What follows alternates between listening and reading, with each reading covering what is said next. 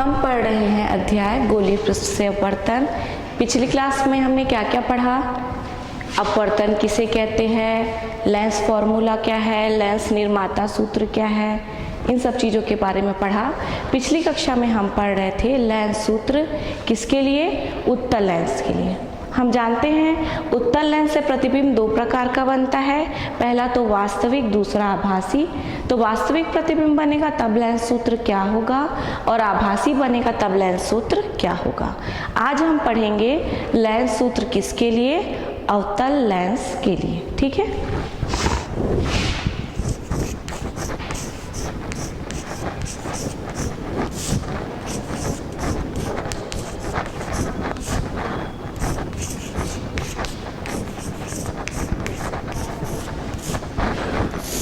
चलिए पहले चित्र बना लेते हैं।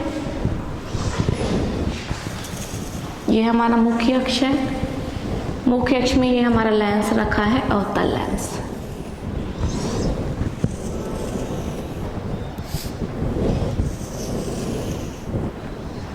ओ इसका प्रकाश केंद्र है,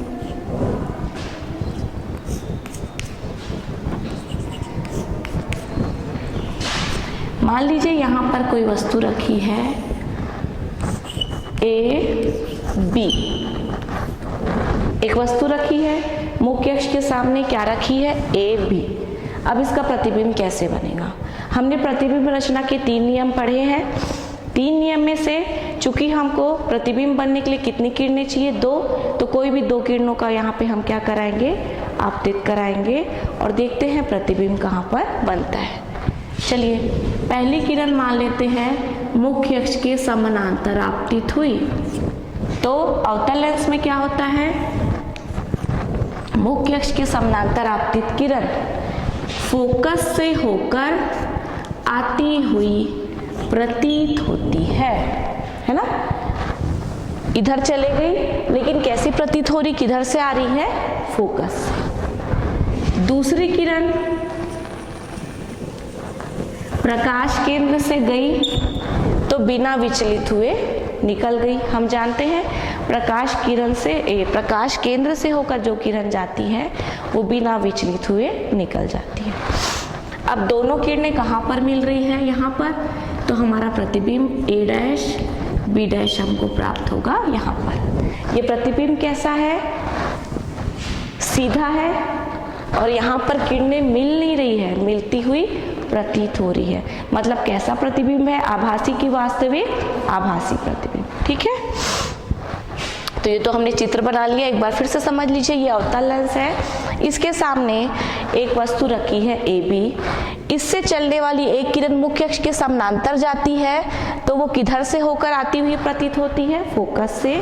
दूसरी किरण प्रकाश केंद्र से होकर जाती है तो बिना विचलित हुए निकल जाती है। दोनों किरणें ये इस पॉइंट में मिलती है तो हमारा प्रतिबिंब ए बी वस्तु का प्रतिबिंब ए डैश बी डैश हमको प्राप्त होता है। ठीक, ये तो चित्र हो गए, इसके बारे में समझ लिया हमने। अब ध्यान दीजिए, ये देखिए त्रिभुज ए बी ओ, एक त्रिभुज बन रहा है, दूसरा त्रिभुज ए डैश बी डैश ओ। इस दोनों त्रिभुज में देखिए क्या हो रहा है? ये 90 अंश है, ये वाला कोण भी कैसा है? 90 अंश। और ये वाला कोण इस त्रिभुज में भी है, इस त्रिभुज में भी है। मतलब दोनों त्रिभुज में 2 कोण कैसे हैं? आपस में बराबर। जब 2 कोण बराबर है तो तीसरा कोण बराबर होगा ही, क्योंकि हम जानते हैं त्रिभुज के तीनों कोणों का योग कितना होता है? 180 अंश। ये आपका 90 अंश है और मान लीजिए ये वाला कोण 30 अंश। 90 धन 30 120, तो बचा कोण 60 अंश का, ये वाला और ये वाला। तो इस प्रकार से इन दोनों त्रिभुजों में क्या हो रहा है? तीनों कोण आपस में बराबर है, अर्थात दोनों त्रिभुज कैसे हैं? समरूप त्रिभुज है। और हमने जब सिद्ध कर लिया कि दोनों त्रिभुज समरूप है तो हम जानते हैं समरूप त्रिभुजों में भुजाएं अनुपातिक होती है। इसका अर्थ ये है पहले त्रिभुज का लंब बटे दूसरे त्रिभुज का लंब, पहले त्रिभुज का आधार बटे दूसरे त्रिभुज का आधार, पहले त्रिभुज का कर्ण बटे दूसरे त्रिभुज का कर्ण। भुजाएं मतलब एक का लंब दूसरे का आधार नहीं हो सकता, पहले का लंब बटे दूसरे का लंब ही होगा। ठीक, इतना समझ लिए। चलिए हम लिखते हैं, हम कौन कौन सा त्रिभुज ले रहे हैं? त्रिभुज ए बी ओ व त्रिभुज ए डैश बी डैश ओ दोनों कैसे हैं? समरूप है।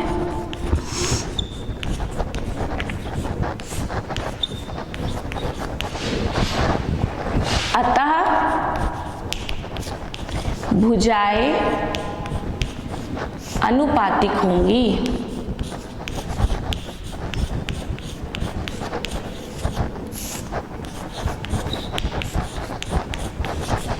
कौन कौन सी भुजा? इसका लंब ए बी बटे इसका लंब ए डैश बी डैश।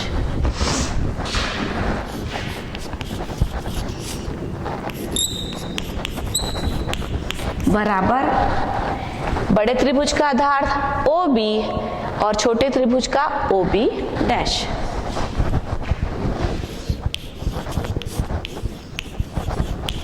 समीकरण 1। अब देखिए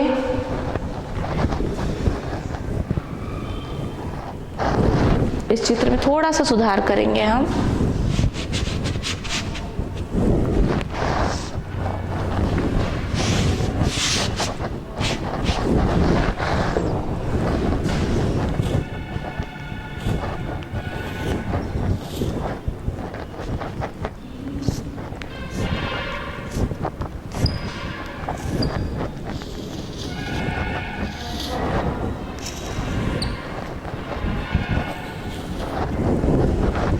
अब देखिए यहां पर ओ सी एफ एक त्रिभुज बन रहा है। ओ सी एफ एक त्रिभुज, ए डैश बी डैश एफ दूसरा त्रिभुज। दो त्रिभुज फिर से बन रहे हैं। दोनों त्रिभुज में क्या क्या है? ये वाला कोण 90 अंश तो ये वाला 90 अंश। ये वाला कोण जो है दोनों में उभयनिष्ठ है। चूंकि दो कोण बराबर है तो तीसरा कोण भी क्या होगा? बराबर। और चूंकि तीनों कोण बराबर है तो दोनों त्रिभुज कैसे कहलाएंगे? समरूप। त्रिभुज समरूप होते हैं तो भुजाएं कैसी होती है? अनुपाती। तो हम कौन कौन सा त्रिभुज ले रहे हैं? ओ सी एफ, ए डैश बी डैश एफ लिख लेते हैं। ओ सी एफ व ए डैश बी डैश एफ में त्रिभुज समरूप है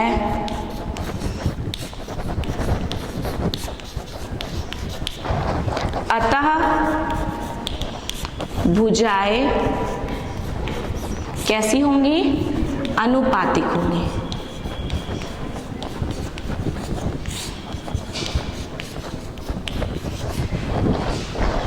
इस त्रिभुज का लंब कितना है? ओसी और इसका लंब कितना है? ए डैश बी डैश।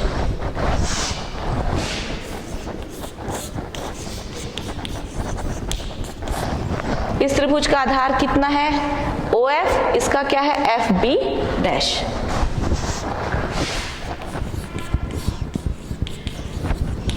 समीकरण 2। अब फिर ध्यान दीजिए ओसी क्या है?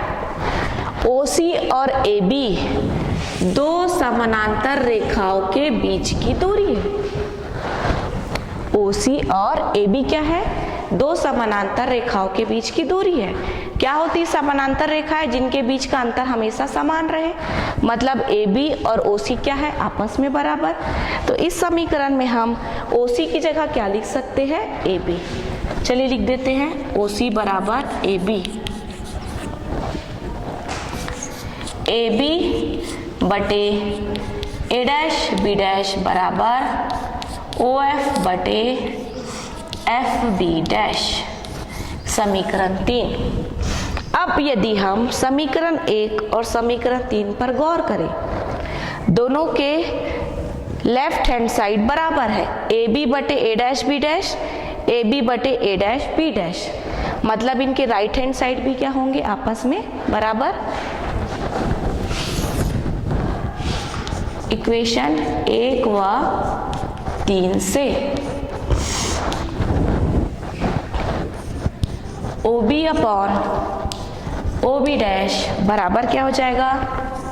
ओ F upon F B dash. समीकरण 4। अब हम क्या जानते हैं, सारी दूरियां कहाँ से नापी जाती है, प्रकाश केंद्र से होकर नापी जाती है। और ये सब तो प्रकाश केंद्र से है, ये दूरी OB, OB डैश, OF, लेकिन ये नहीं है तो इसको हम बदल देते हैं। कैसे, हमको निकालना FB डैश, ये दूरी चाहिए, तो हम क्या करेंगे, OF में से OB डैश को घटा देंगे। ध्यान से देखिए, ये दूरी निकालनी है तो इस OF में से OB डैश को घटा देंगे तो ये दूरी आ जाएगी। तो मान रख देते हैं अपन,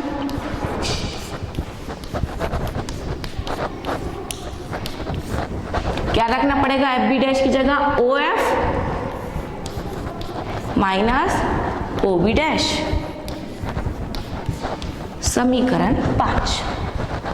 अब हम सारी दूरियों का मान रख देते हैं। OB क्या है देखिए, OB लेंस से वस्तु की दूरी, चूंकि इस दिशा में है तो कैसी होगी, ऋणात्मक होगी।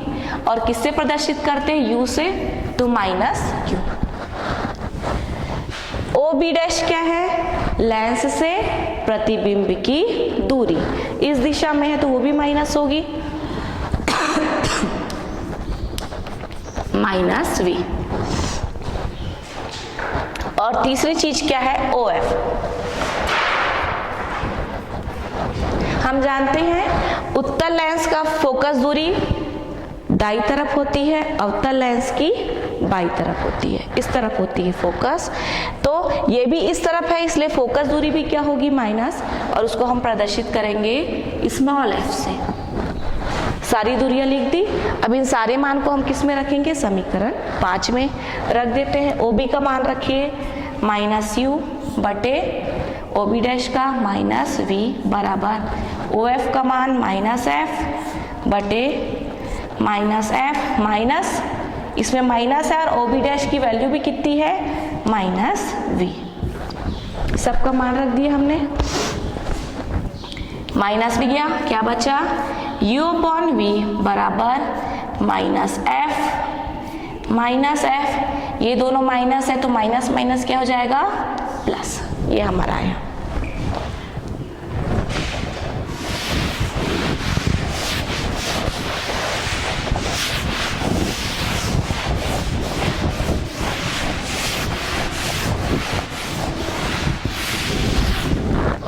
ये हो गया हमारा समीकरण 6। अब समीकरण 6 में हम कर देते हैं तिर्यक गुणा।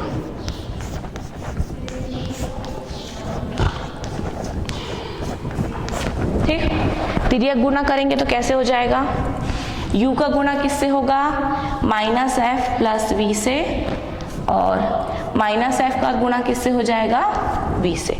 इसका गुणा इसके साथ, इसका गुणा इसके साथ। चलिए गुणा करते हैं, minus UF plus U into V बराबर माइनस FV, समीकरण 7। अब इस पूरे समीकरण में हम भाग देंगे UVF से। समीकरण में UVF से भाग देने पर, भाग दीजिए, माइनस UF बटे UVF प्लस UV बटे UVF बराबर माइनस FV बटे UVF। U कटा, F कटा, UV, F और V, क्या बचा यहाँ पे, minus 1 upon V 1 upon F बराबर माइनस 1 अपॉन U। अब क्या करेंगे हम, माइनस 1 अपॉन V को कर देंगे पक्षांतर। हम जानते हैं जब भी हम पक्षांतर करते हैं तो धन का ऋण हो जाता है, ऋण का धन, गुणा का भाग और भाग का गुणा। यहाँ पे ऋण 1/v माइनस है, उस पक्ष में जाके हो जाएगा प्लस, तो 1 अपॉन F बराबर आ जाएगा 1 upon V minus 1 upon U। ये आ गया हमारा लेंस फॉर्मूला, किसके लिए, अवतल लेंस के लिए। तो इससे क्या स्पष्ट होता है, चाहे उत्तल लेंस हो उसमें वास्तविक प्रतिबिंब बने या फिर आभासी, चाहे अवतल लेंस हो, सबके लिए लेंस फॉर्मूला समान होता है, यानी कि 1/F बराबर 1/V ऋण 1/U। जहाँ f है फोकस दूरी, v है वस्तु की दूरी और u क्या है, सॉरी v है प्रतिबिंब की दूरी और u क्या है, वस्तु की दूरी। ठीक है।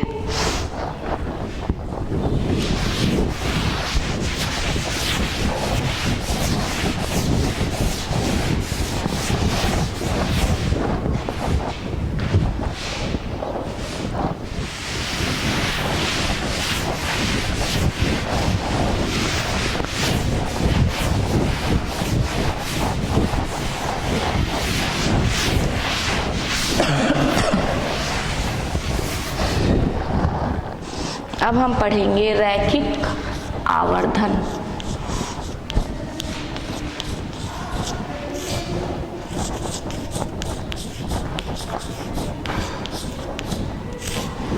हमने उत्तल लेंस और अवतल लेंस के सामने अलग अलग स्थितियों में प्रतिबिंब के बनने का अध्ययन किया। हमने ये देखा कहीं पर प्रतिबिंब बहुत बड़ा बनता है, कहीं पर छोटा बनता है, कहीं पर उसके बराबर का बनता है, कहीं काल्पनिक बनता है, कहीं पर आभासी बनता है ना। तो सब जगह अलग अलग बनते हैं। तो प्रतिबिंब की लंबाई कितना बड़ा बना या छोटा बना बटे वस्तु की लंबाई के अनुपात को हम कहते हैं रैखिक आवर्धन। ठीक।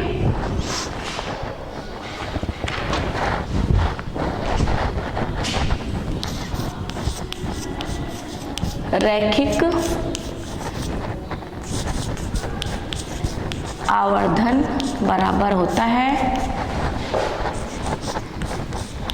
प्रतिबिंब की लंबाई बटे वस्तु की लंबाई। यदि प्रतिबिंब की लंबाई को हम I से और वस्तु की लंबाई को O से प्रदर्शित करें तो रैखिक आवर्धन बराबर होता है I/O और रैखिक आवर्धन को हम प्रदर्शित करते हैं स्मॉल m से। किससे प्रदर्शित करते हैं? स्मॉल m से। इस चित्र में ही देखिए दोनों त्रिभुज जब समरूप हो जाते हैं, कौन कौन से त्रिभुज ABO व A'/B'/O। फिर से इस चित्र पे थोड़ा ध्यान दीजिए। ABO एक त्रिभुज, A'/B'/O दूसरा त्रिभुज। दोनों त्रिभुज समरूप होते हैं तो क्या होता है? भुजा अनुपातिक हो जाती है। कैसे हो जाएगी? AB बटे A'/B' बराबर OB बटे OB'। अब AB क्या है? किसकी लंबाई है? वस्तु की। और A'/B' क्या है? किसकी लंबाई है? प्रतिबिंब की। और मैंने आपको चिन्ह परिपाटी में बताया था कि जो मुख्य अक्ष के ऊपर की लंबाई को प्लस लेते हैं, नीचे को माइनस। जैसे बाई ओर को माइनस और दाई ओर को प्लस लेते हैं, ठीक उसी प्रकार ऊपर की लंबाई को प्लस लेते हैं, नीचे को माइनस। तो ऊपर की लंबाई, वस्तु भी ऊपर है और प्रतिबिंब भी क्या है? ऊपर है। तो वस्तु की लंबाई को हम किससे प्रदर्शित कर रहे हैं? O से। और प्रतिबिंब की लंबाई को I से। बराबर OB क्या है? किसकी दूरी? वस्तु की। वस्तु की दूरी को U से और प्रतिबिंब की दूरी को V से। दोनों इस साइड है इसलिए क्या हो जाएगा? Minus minus. तो क्या निकला हमारा? O/I बराबर U/V। या इसको उल्टा कर दे, I/O बराबर V/U। इस मान को यदि हम यहाँ पर रख दे तो हमारा आवर्धन हो जाएगा I/O बराबर V/U। अर्थात आवर्धन क्षमता बराबर प्रतिबिंब की लंबाई बटे वस्तु की लंबाई या प्रतिबिंब की दूरी बटे वस्तु की दूरी।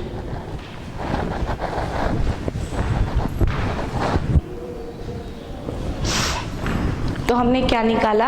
आवर्धन क्षमता क्या होती है? प्रतिबिंब की लंबाई बटे वस्तु की लंबाई या प्रतिबिंब से की दूरी बटे वस्तु की दूरी। अब हम एक आंकिक प्रश्न हल करते हैं जिससे हमको और अच्छे से पता चल जाएगा।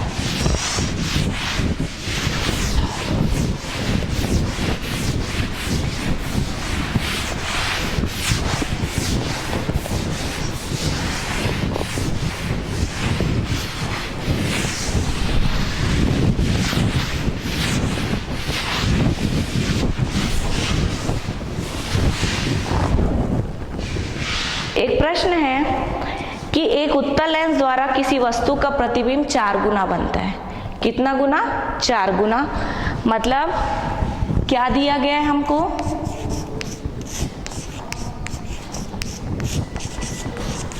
चार गुना मतलब क्या बता रहा है? रैखिक आवर्धन, है ना। आवर्धन बराबर हमने अभी भी क्या पढ़ा? प्रतिबिंब की लंबाई बटे वस्तु की लंबाई। 4 गुना बन रहा है मतलब हमारा आवर्धन कितना है?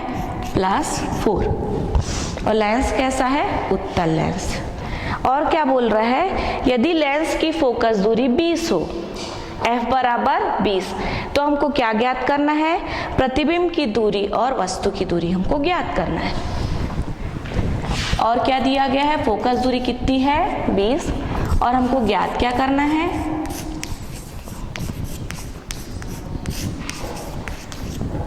v और u, ये दोनों चीजें हमको क्या करनी है? ज्ञात करनी है। चलिए हल करते हैं।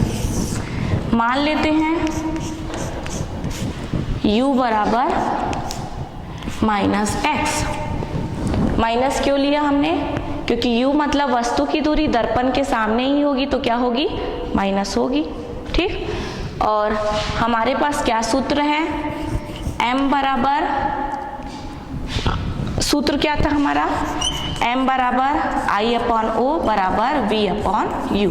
हम इन दोनों को भी ले सकते हैं। m बराबर क्या है? V/U।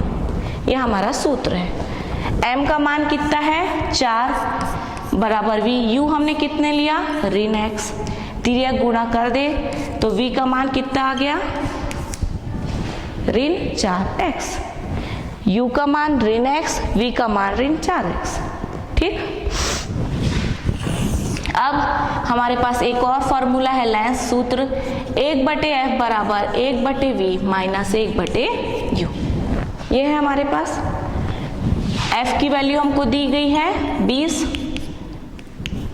v की वैल्यू हमने क्या निकाली? ऋण 4x ऋण x। u v की वैल्यू रख दी और किसकी वैल्यू रख दी? f की।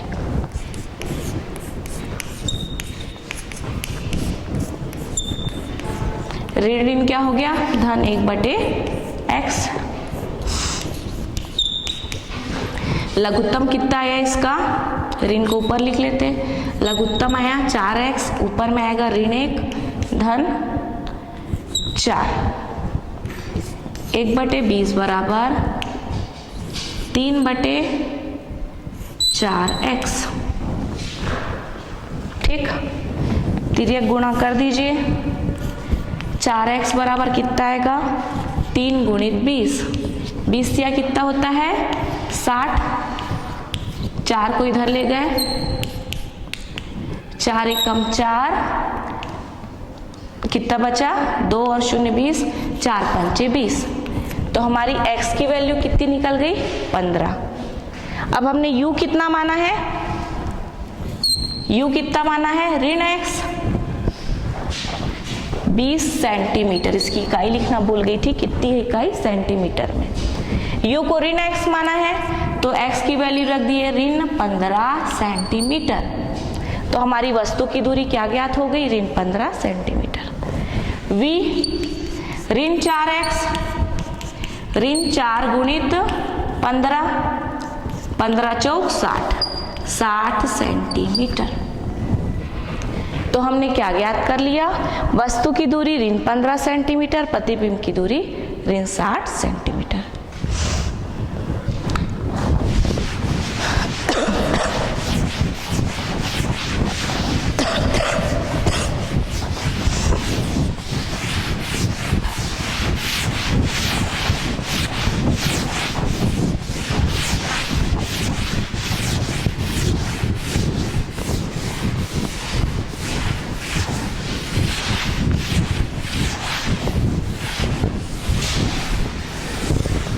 चलिए अब हम अगला टॉपिक जो पढ़ने वाले वो है न्यूटन सूत्र।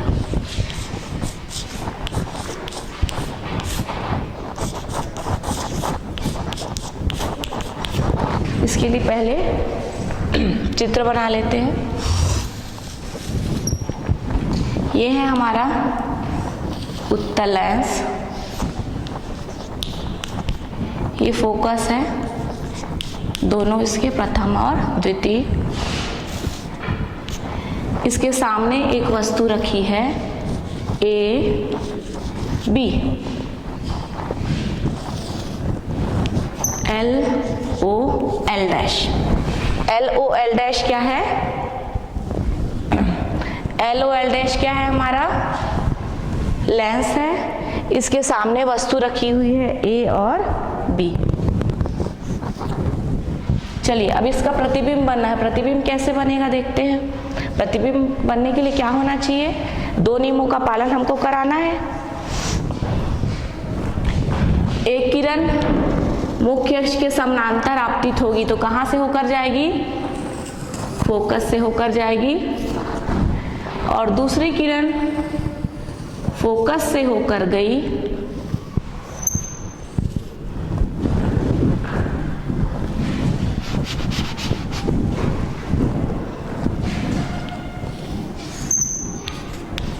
दूसरी किरण फोकस से होकर गई तो क्या हो जाएगी? मुख्य अक्ष के समानांतर। यहाँ पे हमारा प्रतिबिंब बनेगा ए डैश बी डैश।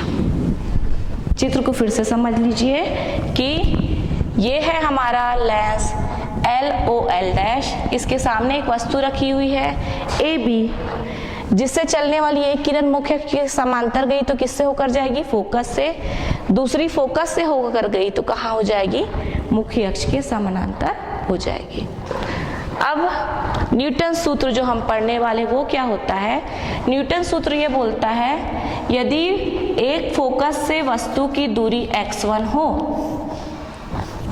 ये वस्तु रखी है, ये फोकस है, इससे इसकी दूरी x1 हो, और दूसरे फोकस यानी कि यहां से प्रतिबिंब की दूरी हो x2। प्रथम फोकस से वस्तु की दूरी x1, द्वितीय फोकस से प्रतिबिंब की दूरी x2 हो तो न्यूटन का सूत्र बोलता है x1 x2 बराबर f1 f2, जहां पर f1 और f2 क्या है? इस लेंस की फोकस दूरी या प्रथम फोकस दूरी और द्वितीय फोकस दूरी। ठीक, चलिए हम इसको सिद्ध करने की कोशिश करते हैं।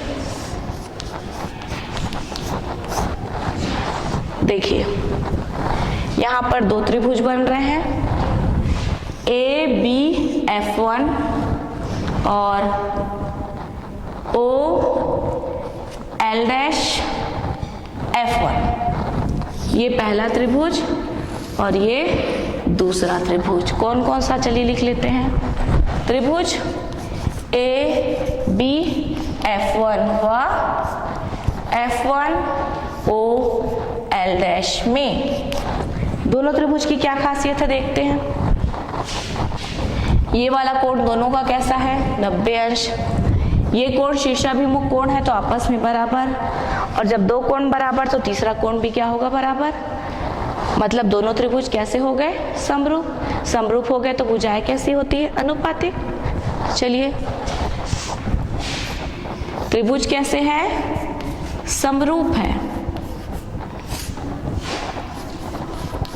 अतः भुजाएं कैसी होंगी? अनुपातिक।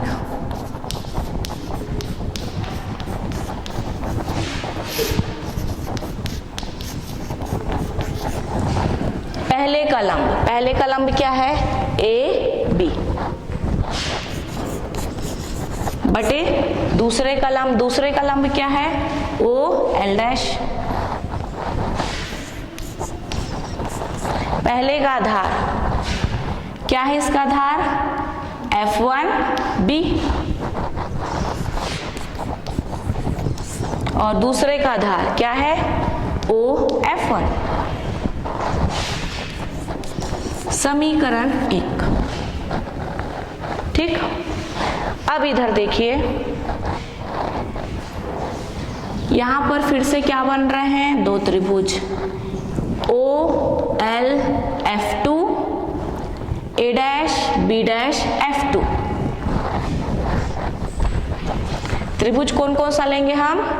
O L F2 व A dash B dash F2 में क्या खासियत है दोनों में? देखिए ये वाला कोण दोनों का कैसा है 90 अंश। और क्या है शीर्षाभिमुख कोण आपस में बराबर, चूंकि दो कोण बराबर तो तीसरा कोण भी बराबर, अर्थात त्रिभुज समरूप। समरूप होंगे तो भुजाएं अनुपातिक, लंब बटे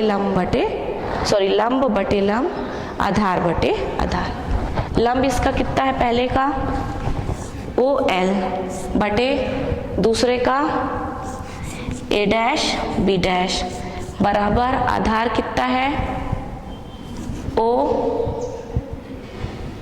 F2 बटे F2 B डैश, समीकरण 2। अब देखिए AB और OL क्या है। AB और OL दो समानांतर रेखाओं के बीच की दूरी। AB भी दो समानांतर रेखाओं के बीच की दूरी है और OL भी। तो हम OL की जगह लिख सकते हैं OL बराबर क्या लिख सकते हैं AB, और यहाँ पर भी ये दो समानांतर रेखाएं हैं, इनकी बीच की दूरी क्या है A डैश B डैश और OL डैश। तो A डैश B डैश की जगह हम लिख सकते हैं OL डैश, दोनों क्या है समानांतर रेखाओं के बीच की दूरी। तो हम A डैश B डैश की जगह क्या लिखेंगे OL डैश। इन दोनों मानों को हम रख देंगे समीकरण 2 में। तो OL की जगह क्या रखना है हमको AB, और A डैश B डैश की जगह क्या रखना है OL डैश बराबर OF2 upon F2 B dash, समीकरण 3।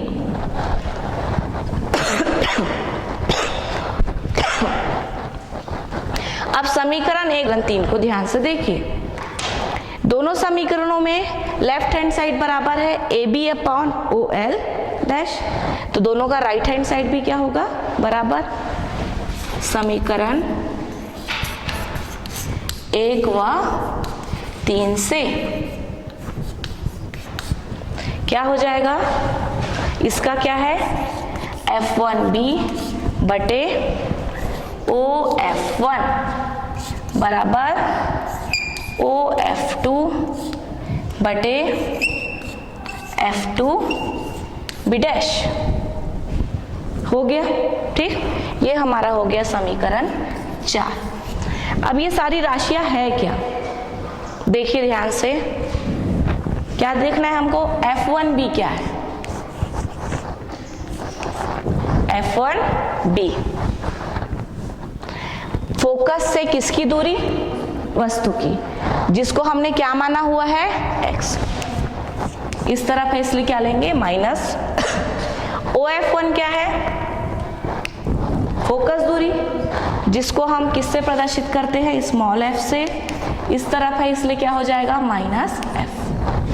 F1 दो फोकस होते हैं, एक प्रथम के लिए F1 द्वितीय के लिए F2, और OF2 क्या है फोकस दूरी द्वितीय लेकिन किस ओर है उस ओर, तो क्या होगा प्लस F2, और F2B डैश क्या है द्वितीय फोकस से प्रतिबिंब की दूरी, जिसको हमने कितना माना है x2।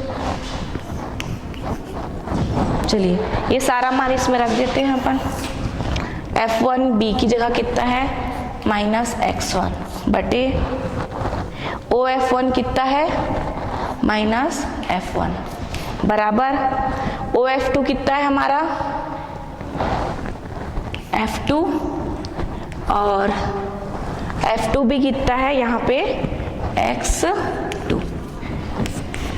तिर्यक गुना कर दीजिए, तिर्यक गुना करने पर क्या हो गया x1 x2 is equal to F1 F2। यही हमको सिद्ध करना था, यही है न्यूटन का सूत्र कि यदि प्रथम फोकस से वस्तु की दूरी x1 हो, द्वितीय फोकस से प्रतिबिंब की दूरी कितनी हो x2 हो, तो F1 x1 इंटू x2 बराबर F1 इंटू F2।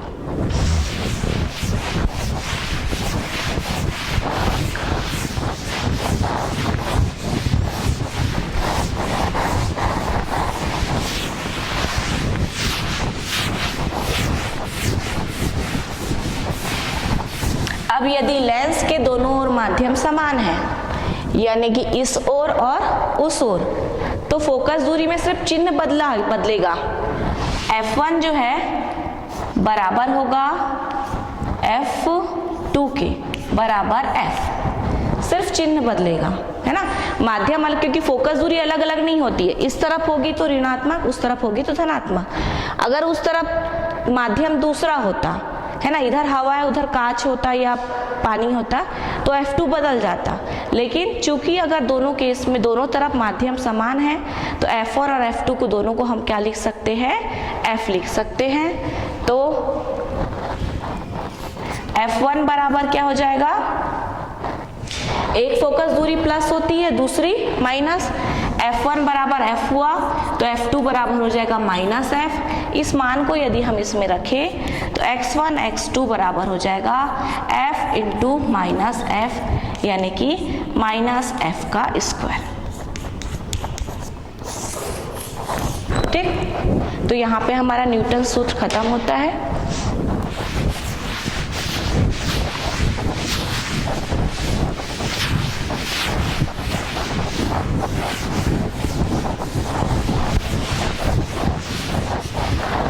अब अगला हम पढ़ने वाले हैं लेंसों का संयोजन। अभी तक हम क्या देख रहे थे, एक ही लेंस है। जब हम एक से ज्यादा लेंसों को इस प्रकार रखते हैं सटाकर कि उनका मुख्य अक्ष एक ही हो, क्या एक ही होना चाहिए, मुख्य अक्ष, तो इसको हम क्या कहते हैं, लेंसों का संयोजन कहते हैं।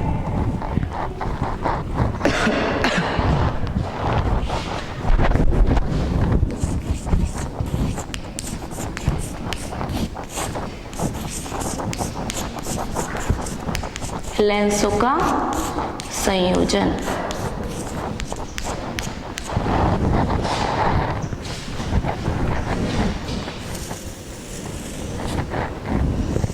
ये दो लेंस है हमारे पास, L1 और L2। ये दोनों लेंसों को हमने इस प्रकार रखा है कि दोनों का मुख्य अक्ष कैसा है, समान है। ठीक, तो दोनों का मुख्य अक्ष समान है, इसका अर्थ क्या है, हम दोनों को एक साथ रख सकते हैं। मान लीजिए इसके सामने एक वस्तु रखी है O, जिसका प्रतिबिंब प्रथम लेंस द्वारा बनता है I1। पहली किरण गई, ठीक है, दूसरी किरण प्रकाश केंद्र से होकर गई तो क्या हो जाएगी, सीधे निकल जाएगी। तो दोनों किरणें कहां पर मिली, तो प्रतिबिंब बन गया I1। अब ये जो I1 है ये दूसरे लेंस के लिए किसका कार्य करता है, वस्तु का कार्य करता है, और हमको अंतिम प्रतिबिंब प्राप्त होता है I। ध्यान से समझिए, लेंसों को अपन ने दो लेंसों को जोड़ दिया है। यदि हम अलग अलग ले तो पहले लेंस L1 के द्वारा O का प्रतिबिंब बन रहा है I1 पर, यही I1 दूसरे के लिए वस्तु का कार्य कर रहा है और अंतिम प्रतिबिंब प्राप्त हो रहा है I। अब अलग अलग ना लेकर के यदि हम उसको एक ले तो O का प्रतिबिंब कहाँ बन रहा है, I पर बन रहा है। ठीक, पहले हम अलग अलग देखेंगे, फिर जब संयुक्त निकालेंगे तो एक साथ लेंगे। पहले देखते हैं, पहला लेंस L1 द्वारा O का प्रतिबिंब I1 पर बनता है। ठीक, तो लेंस सूत्र से प्रथम लेंस के लिए हम लोग मान रहे हैं फोकस दूरी है F1 और द्वितीय के लिए है F2।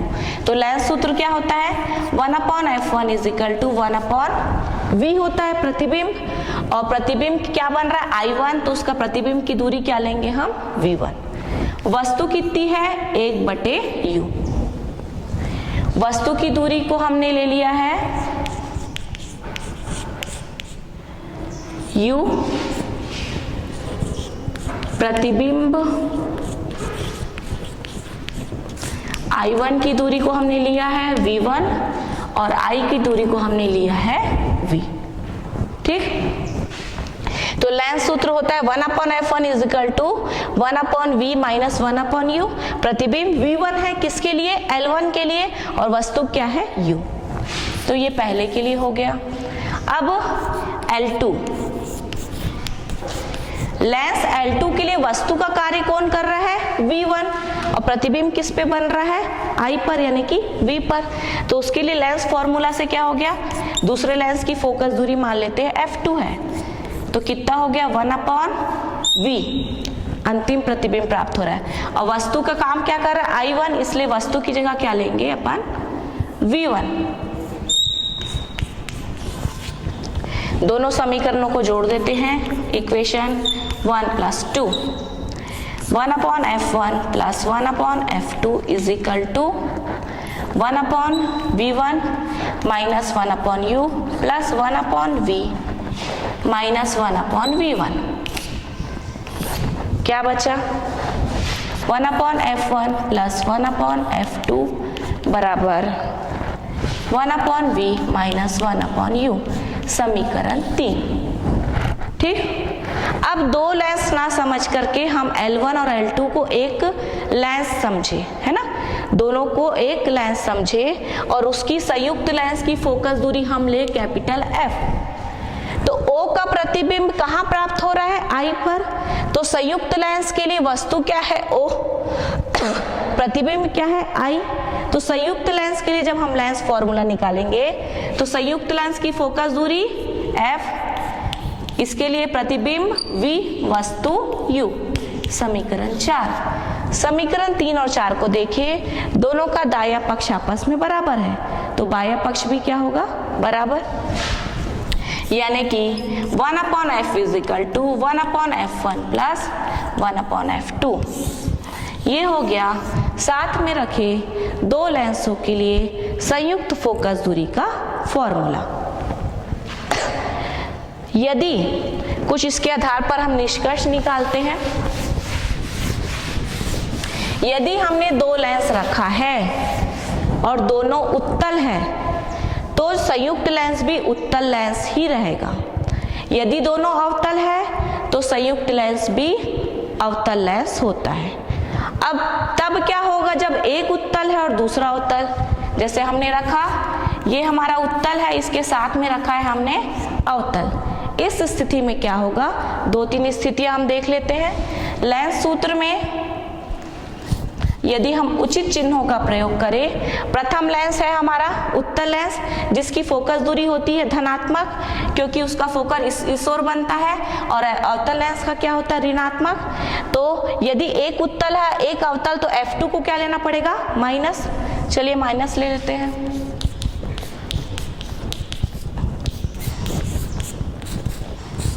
F1 F2 लघुत्तम निकाले, इधर क्या आया, F2 माइनस F1। इसको उल्टा कर दे तो F बराबर निकल गया F1 F2 upon F2 minus F1। अब इस समीकरण को ध्यान से देखिए।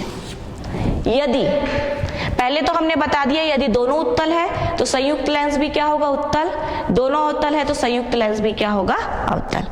अब दिक्कत यह है जब एक उत्तल हो एक लवतल हो तो क्या होगा। पहली स्थिति देखिए,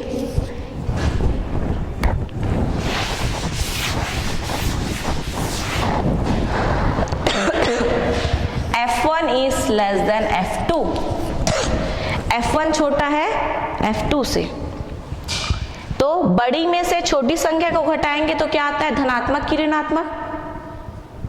बड़ी संख्या में से F1 छोटा है F2 बड़ा, बड़ी में से छोटी संख्या को घटाएंगे धनात्मक राशि आएगी, मतलब आपका F कितना निकलेगा, धनात्मक। और फोकस दूरी किसकी धनात्मक होती है, उत्तल लेंस की। मतलब यदि हम दो लेंसों को इस प्रकार संयोजित करें कि उत्तल लेंस की फोकस दूरी कम हो, अवतल लेंस की ज्यादा हो, तो संयुक्त लेंस किसकी तरह कार्य करेगा, उत्तल लेंस की तरह। सेकेंड कंडीशन देखिए, यदि F1 is greater than F2, F2 में से F1 को घटाना है, छोटी में से बड़ी को घटाएंगे, बड़ी संख्या के सामने ऋण का चिन्ह है, मतलब हमारा रिजल्ट कितना आएगा, ऋणात्मक। और ऋणात्मक फोकस दूरी किसकी होती है? अवतल लेंस की।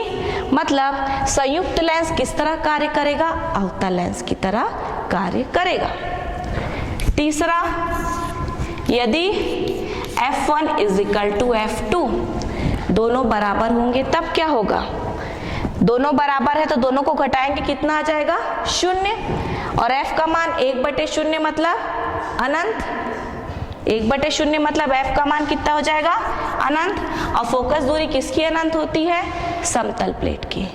तो जो संयुक्त लेंस है ना तो वो अवतल लेंस होगा, ना ही उत्तल लेंस क्या हो जाएगा, वो समतल प्लेट की तरह कार्य करता है।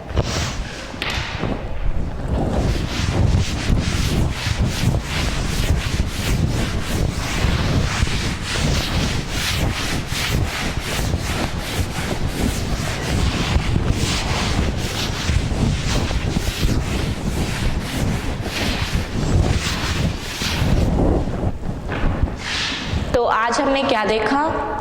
हमने आज ये देखा न्यूटन सूत्र देखा, और क्या देखा? लेंस सूत्र देखा। किसके लिए? अवतल लेंस के लिए। जिससे क्या पता चला हमको कि अवतल लेंस, उत्तल लेंस सबके लिए लेंस सूत्र समान होता है।